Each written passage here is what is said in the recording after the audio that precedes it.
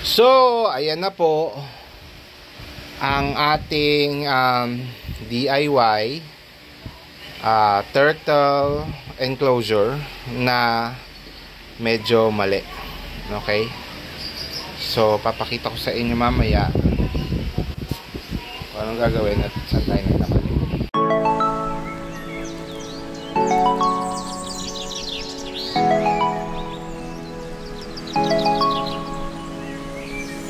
Hi Plant Kids! Good morning! Ito na naman tayo ngayong umaga, Sabado ng morning. At panibago na naman pong gawaan at meron tayong naisip gawin. Marami tayong scrap at may nagawa tayong isang project from scrap, pero hindi, pinagawa ko lang actually. Nakisuyo lang. Pero maganda naman ang kinalabasan, kaso may mali. So ano yung mali? Abangan, alamin, panoorin nyo ako. Let's go! So, ito na nga. So, yung mali dyan ay ito yan. Kasi sinukat ko to na initially na pakita ko. Yan, oh, nakapasok doon. Nakita nyo yung corner na yun. Yan. So, yung haba nito at saka haba dito at saka haba no, sakto dapat. Ang problema, yung taas, hindi ko sinukat. Hindi ko nakalimutan kung may gripo nga pala doon. So, ayan ang problema ko ngayon. Yung gripo. Paano natin may papasok yan ngayon ng may gripo dyan, no? So, yan yung gagawin natin ngayon. Titingnan natin kung paano natin magagawa ng paraan yung gripo. Okay? Pero yan. Ayan nga yung turtle enclosure natin. Andun yung turtle. At ayan yung mga bagong plants. Ayan. Yung isang tray na distribute ko na temporarily muna dyan. Ayun o, yung mga black pots na yan. Tsaka na natin, baka mamaya or bukas pag nagkaroon tayo ng oras, mag-repot. Okay? Okay, so let's start working.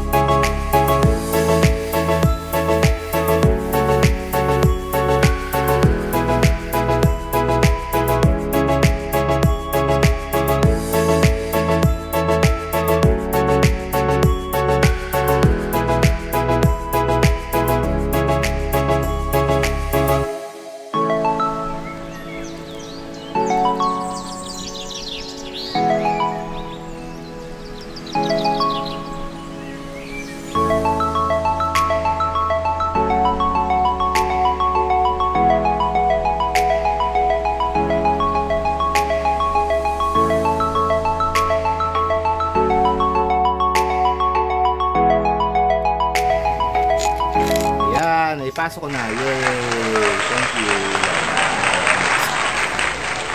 So, yun. Hindi, pakita ko sa inyo. Ayun yung gripo. Pumasok na yung gripo. So, kahit may sira-sira, okay lang naman yan. Kasi, hindi naman talaga kailangan secured yan. Dahil, maliliit lang yung pagong.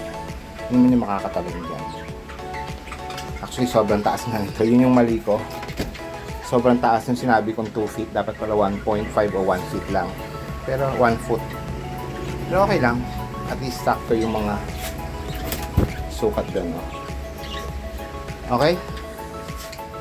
So, tutuloy na natin yung paggawa ng turtle. Pag-set up ng turtle enclosure. Okay?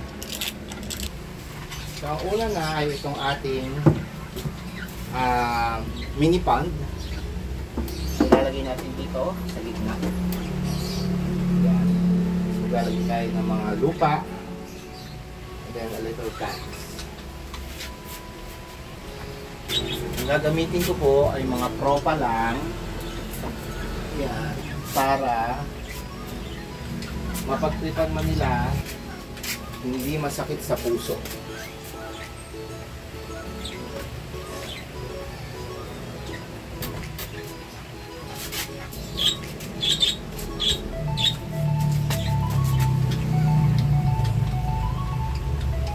Dali. Ayusin ko muna to bago natin lagay dyan.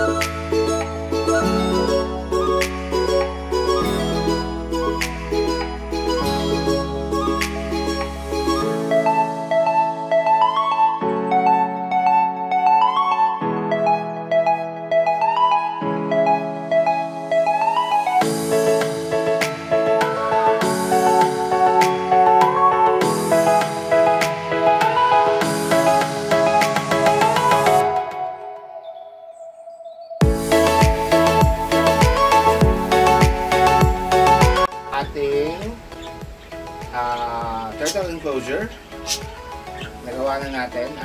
Siguro eventually, unti-unti, ano natin siya, i-improve. Pero ito, i-introduce na muna natin ang ating mga pets na si Ping at si Pong. Actually, hindi ko alam kung sino si Ping at si Pong. Basta, pares po sila, babae at lalaki. So, yan po. Nag-ano na sila. tataka, nasa na kaya ako? Nasa na kaya ako? Bakit iba itsura? Yan, kayang-kaya na nilang umakyat ngayon. Malamang yung mga halaman na yan ay gulo-guluhin nila. Hindi man nila goal na sirain talaga, pero sa paggalaw-galaw nila, magagalaw nila yan. Tapos magkakaroon ng lupa yan, yung pond. But we will see kung paano sila.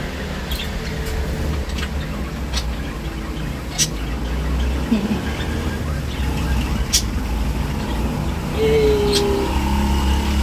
Success!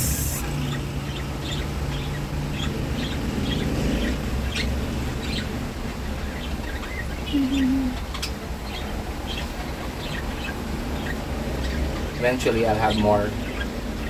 Yung siguro mga small turtles eventually.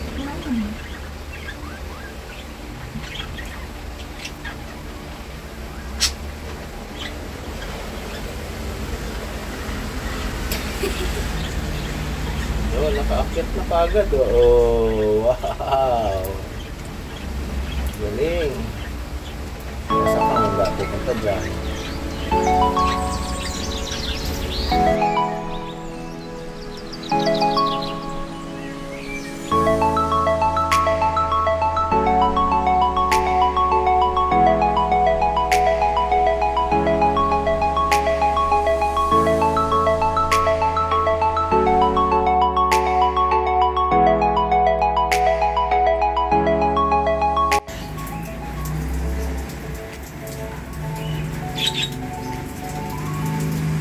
Ayan po, nagme-mate po sila. Yan po ang rason ko kung bakit pinilit ko magkaroon na sila ng turtle enclosure. Madumi na yung tubig. Kasi syempre, pabalik-balik sila sa lupa at saka sa tubig. Yan, nag-mate na sila.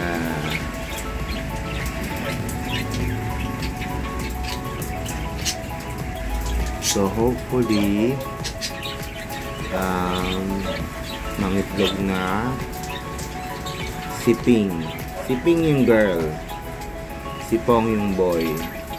Well, hopefully mating yan. Hindi sila nag-aaway.